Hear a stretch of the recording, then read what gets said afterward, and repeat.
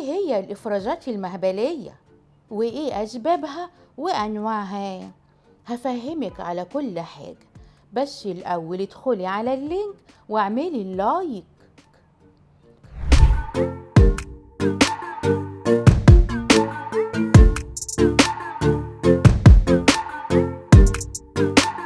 موضوعنا النهاردة عن الإفرازات المهبلية، وطبعا الموضوع ده بيضايق ستات كتير.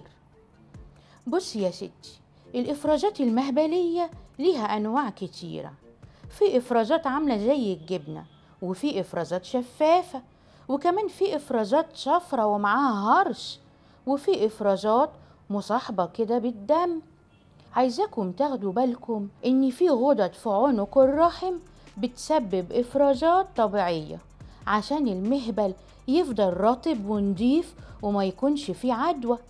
والإفرازات دي بتكون لونها شفاف وملهاش ريحة ومفيش هرش. طب إيه الأوقات اللي بيزيد فيها الإفرازات؟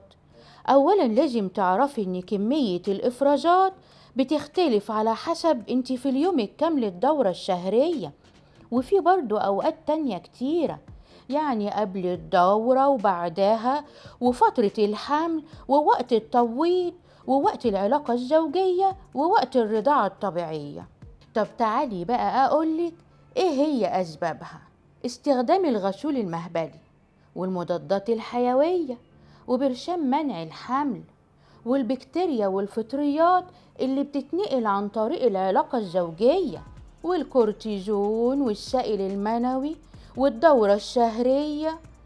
طب ايه هي بقى طرق الوقاية؟ لازم يا بنتي باستمرار تخلي المنطقة دي في حالة جفاف. ازاي؟ بلاش تستخدمي الصابون، وبلاش كمان نظام المرطبات والحاجات اللي بتحطوها اليومين دول، وبلاش يا بنتي تغسلي المهبل من جوه، واستخدمي مية دافية باستمرار، وخلي الملابس الداخلية تكون كلها قطن في قطن. طب امتى هتروحي للدكتور؟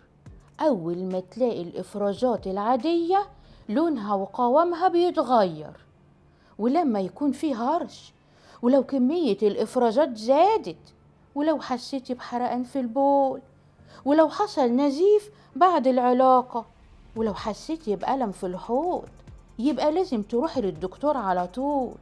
نهايته الوقت خدنا، وفي الختام يا حبايبي يا رب تكونوا بسلام.